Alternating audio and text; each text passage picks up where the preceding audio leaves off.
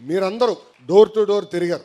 ఐకేఎంఆర్ కానివ్వండి, గతంలో జరిగిన బాదుడే కార్యక్రమం కానివ్వండి, బాబు షూరిటీ భవిష్యత్ గ్యారంటీ, బాబు సూపర్ 6, చివరికి శంకరామం పేరుతో డోర్ టు డోర్ తిరిగారు. అంటే దాదాపు సంవత్సరానికి ఒకసారి తిరిగాం. కోవిడ్ సమయంలో కూడా ఆన్లైన్ మీటింగ్ పెట్టుకుని మాట్లాడుకునే వాళ్ళం, చర్చించేవాళ్ళం. దానివల్లనే ఈ రోజు మనకి ఊహించిన విధంగా మెజారిటీలు వచ్చినాయి. భారతదేశ చరిత్రలో ఎప్పుడు లేని విధంగా 94% సీట్లు కూటమి ప్రభుత్వం కైవసం చేసుకుంది. అధికారంలోకి వచ్చాం, ప్రశాంతమైన వాతావరణం అనుకుండొచ్చు, కానీ ప్రజలకి మనం చేసింది కూడా చెప్పుకోవాలి. మీరు చూస్తే ఒకసారి బాబు సూపర్ 6 కూడా తిరిగేద్దాం. ఉద్యోగాలు కల్పిస్తామని మెగా డిఎస్సి ఏర్పాటు చేశాం. పెద్ద ఎత్తున పెట్టుబడులు ఎట్లా వస్తున్నాయో మీరు చూస్తున్నారు. ఐటీ రంగంలో ఎలాంటి కంపెనీలు మనం పట్టుకొస్తున్నాం మీరు చూస్తున్నారు. ఎన్ని వివరించి చెప్పాలి. ఎస్, నిరుద్యోగ భృతి కూడా ఇస్తానం.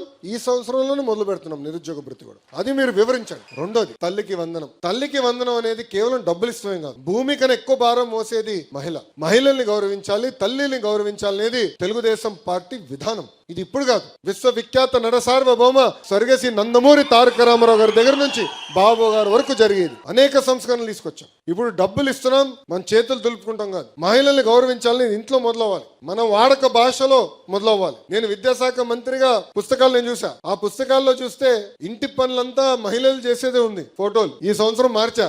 50% మగవాళ్ళు చేయాలి, 50% ఆడవాళ్ళు చేయాలని పుస్తకాల్లో మేము మార్చా. మహిళల్ని గౌరవించాలనేది ఇంట్లో మొదలవ్వాలి. ఇది మనం మాట్లాడాలి. తల్లికి వందనం అనేది చాలా ఇంపార్టెంట్. డబ్బులు ఇస్తే కాదు, గౌరవించాలనేది. జూలై 5వ తారీఖు నాడు పీటీఎం మీటింగ్ జరుగుతుంది. ఆ పీటీఎం మీటింగ్ లో పిల్లలందరూ తల్లి ఆశీర్వాదం కూడా తీసుకోవాలని పెట్టాం. నేర్చుకోవాలి మనం, అది చాలా చాలా అవసరం కూడా.